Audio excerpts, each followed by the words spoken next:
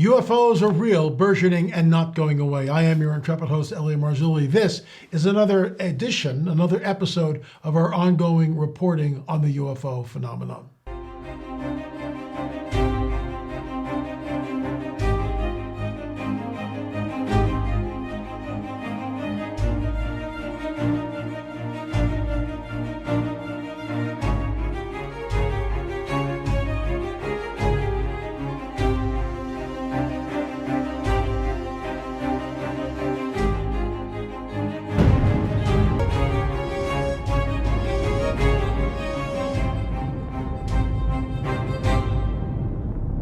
I'm going to be reading and just kind of weighing in from this book here, Further Evidence. It's an older book, but the testimonies are riveting. The testimonies are incredible, and we'll get into that. But first, a word from our trusted sponsor. Those who set their New Year's resolutions around health and beauty are helping collagen supplements grow in popularity. This supplement has trended recently as people look for ways to improve their skin, nail, hair, and joint health. The only collagen I recommend is the one I use daily, folks. This stuff is amazing. I use it every single day. It helps to reduce visible signs of aging, reduce wrinkles, and promotes a youthful complexion to the skin. Folks, you can get it now for a whopping 53% off, plus, very important person, live health and fitness coaching for life, a free ebook, and more with your order completely for free. Simply go to healthwithla.com. That's healthwithla.com. Once again, healthwithla.com. Folks, I take it every single morning. I take the neutral powder, put it in my coffee. I'm done for the day. healthwithla.com. Before I launch into some of what I want to talk about today, I'm just going to this is right in the very beginning of the book. These quotes here, and I'm just going to read the quotes and then I'm going to weigh in on it. But before I do that, you see this thing right here? This little Vicky Joy Anderson gave me this, and I just love it. It's just amazing, but I can't get it to work. Now it's all lit up and it looks really cool, but what's supposed to happen is the saucer's supposed to be levitating, and I can never. I don't know what I'm doing wrong. If any of you have this, please help me with it, because I cannot get it to work. I'll show you what I mean real quick here.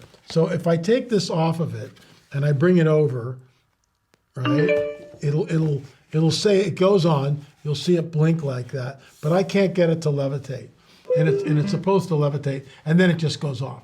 All right, so we've had some fun with that. So this is from Ricky Sorrell. So the Stevensville lights happened a couple of years ago, over a decade ago, and let me just go to page 35 here before I'll give you the exact date here, hopefully. 2008.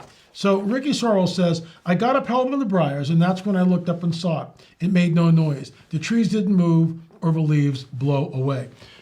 When this happened in 2008, I got a hold of Mr. Sorrell.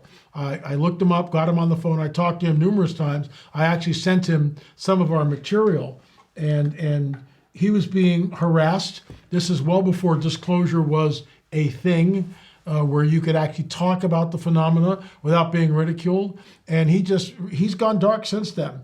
But when he talks about going out there and he's deer hunting, and he gets caught up in some briars, and he looks up and there's this huge craft. He said on the record that he looked and he could not see the end of this craft. So whatever this thing was about a mile wide. When it took off, it went up and slowly like this and then shot away.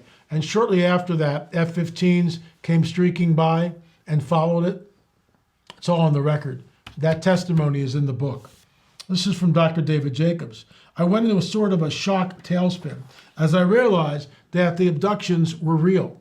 I said to myself, oh my gosh, oh my gosh, oh my gosh, repeatedly for about 6 months. So Dr. David Jacobs was trained under Dr. John Mack from Harvard, and he began to interview people from all walks of life who had experienced the abduction phenomena. And at first he thought it was all in people's minds, that it was all some sort of hallucination, that the person that was being interviewed was making it up, seeking attention, that they were delusional, they had mental problems. And when he got to the point where he kept hearing the same story over and over and over again, that they're levitated off the bed. They go to the window.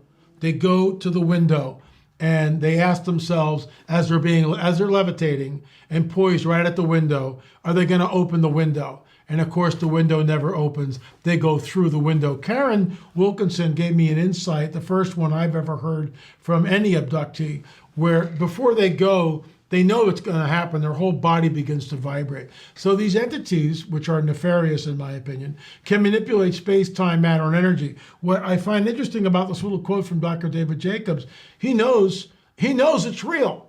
He knows it's not delusion or an illusion. He knows that there's a physicality happening to it. And that scares him. And he's in a shock tailspin. Next one, Karina Sables. She's an abductee. They had me on a cold steel table and used different tools to do a variety of different procedures to me.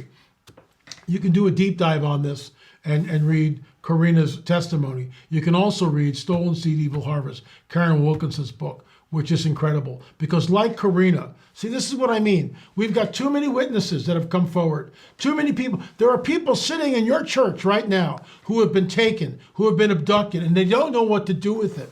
They're afraid to tell sometimes even their spouse. They're terrified, and there's no way out. But there is a way out, and that way is through Jesus. Through Jesus. And that's how Karen got free. But there are people sitting in your church who maybe are free now, but they were abducted when they were small and didn't know what was going on. They've seen things. There are people in your church that have had encounters. They've seen UFOs and they're not sure what to do with this. How does that fit into the biblical network? The biblical framework, I should say. This is why we created the films, folks. There'll be 10 films in the series when we're done. We are finished, but we're not releasing 9 and 10 till probably end of February. Because there's right now we've got 8 films and they're available. LAMarzulli.net, streaming.LAMarzulli.net. This is from Lawrence Gray on Seeing Mothman. There were feathers, 2 wings that came out to points. His eyes were sunk into his head. He had what looked like a robe that went down to his hips. There's so much information in this book. Further evidence, folks. It's available on our store, LAMarzulli.net, LAMarzulli.net. Thanks so much for watching. If you have a UFO experience, please shoot me an email. I'd like to interview you and get you on the record. Folks, UFOs are real, burgeoning, and not going away. Thanks so much for watching.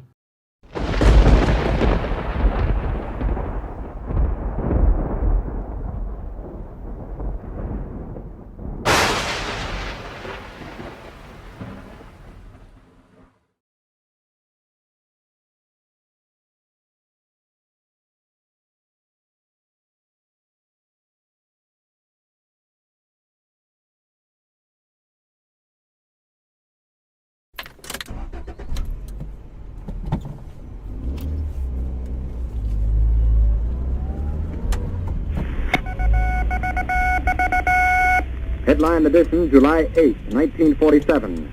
The Army Air Forces has announced that a flying disc has been found and is now in the possession of the Army.